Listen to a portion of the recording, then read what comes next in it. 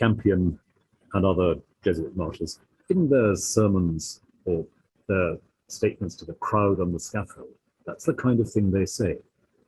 We're dying for the Christian faith. It's not some local eccentricity of ours. It's not some corruption. We're dying for Christ.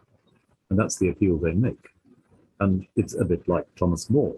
Again, after his condemnation, he who had been a ferocious persecutor of heretics, he says to his judges, may we all meet merrily in heaven. As if, something has opened up, something's been released in that moment of ultimate seriousness, which is greater than any partisan position, and which I think always tells against the way in which we so easily weaponize martyrs and say, well, we must be right because so-and-so died for what we believe, and that shows you're wrong, which doesn't really work in the Reformation because everybody dies, if you see what I mean. Right. One of the books that we published a couple of years ago was The 21. So it was Martin Mosebach's book about the 21 martyrs. And just the moment where, there's, 20 of them are...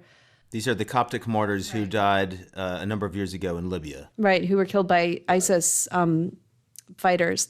And 20 of them were Coptic, Christians. And then one of them was probably a Catholic. And he said, in the face of, he was around these people who were about to be killed as Christians. And he said, I'm a Christian like them. Like I think that was the phrase that he was reported to have said. And so he's actually considered, although he was a Catholic, most likely, he's considered a martyr in the Coptic Christian church, which is pretty extraordinary. That's right. And something like that is often said about the martyrs of Uganda in the 19th century, both Anglican and Catholic. They were all pages at the King's Court. They died within days of each other.